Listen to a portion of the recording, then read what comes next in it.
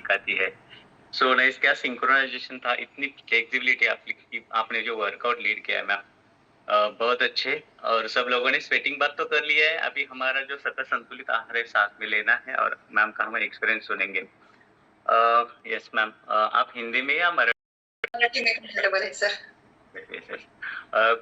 सुप्रभात पुन्हा एकदा. आणि किती घामाची अंघोळ सगळ्यांनी केलेली आहे, आपला सतत संतुलित आहार हातामध्ये दिसतोय. आणि मॅडम, काय ती एनर्जी आणि काय तो वर्कआउट, सुपर सॉलिड. आपलं नाव आणि आपला परिचय आणि आपल्याबद्दल जाणून घ्यायला आवडेल. येस. Yes sir. मी अनुराधा रमेश खामकर. मी सांगली येथून आहे आणि बाय बॅकग्राऊंड मी एक हाऊसवाईफ आहे. येस. कधीपासूनचा प्रवास आहे इकडे? आपले वेलनेस गुरु कोण आहेत, काय सांगाल? माझे wellness coach Niranjan Nagare sir आहे आणि मी 3 वर्षापासून जॉईन आहे sir.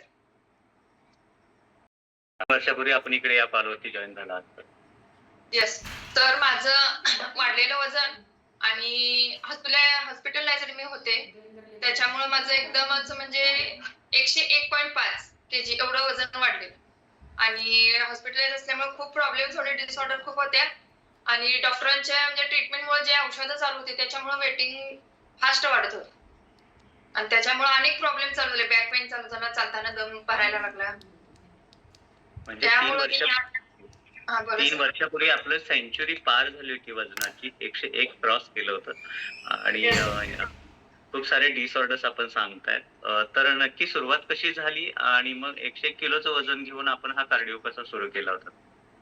Yes sir. Niranjan sir हे एक फॅमिली मेंबर्स आहेत माझे. त्यांनी म्हणजे ते बहिणीला सांगत होते माझ्या, की ताईला सांग जॉईन करायला, ताईचं खूप वेट झाले. पण मी सर थोडे दिवस दुर्लक्ष केलं. कारण का केलं? ह्या जर्नीला जॉईन व्हायच्या अगोदर मी खूप उपाय केलेले. म्हणजे रनिंग केलेलं 4-5 किलोमीटर, परत उपाशी राहून प्रयत्न केलेले. 6-7 दिवस फक्त ताकावरती राहायचे, ते केलेलं. आणि एक डायजेशन डॉक्टर आहेत अश्विनी काळे म्हणून विश्रामबागला, त्यांना पण जॉईनिंग केलेलं, पण रिझल्ट काहीच नव्हता मला. त्याच्यामुळं मी थोडंसं टाळाटाळ करत होते जॉईनिंगला. पण फायनली बोला सर.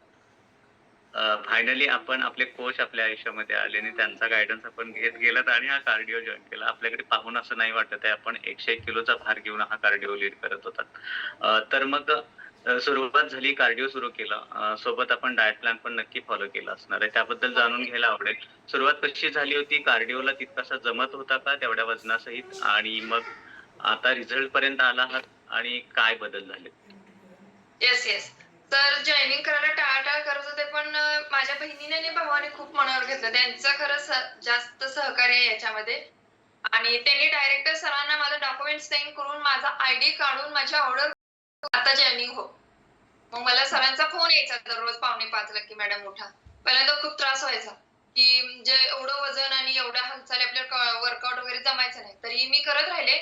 आणि मेन ह्यात सगळ्यात जास्त मला म्हणजे प्रोत्साहन करणे निरंजन सरांनी खरं केलं. सुरुवातीपासून उठवण्यापासून ते करायचे. 4:45 ला कॉल यायचा, की मॅडम उठा. आणि डेली बेसचे आपले फोटो, दिवसभराच्या रुटीनचे सगळे फोटो शेअर करायला लावायचे. डाएट प्लॅन होता आणि एवढा छान रिझल्ट आला, की कमी झालं.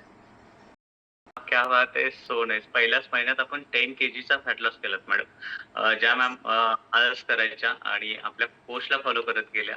कोच ज्या वेळेला सकाळी फोन करून उठवायचे तेव्हा त्या तयार व्हायच्या आणि कॉल सुरू झाला. कार्डिओ सोबत आपला डाएट प्लॅन फॉलो करता करता पहिल्या महिन्यामध्ये 10 किलोचा रिझल्ट मिळालाय. खूप सारं कॉंग्रॅच्युलेशन्स आहेत.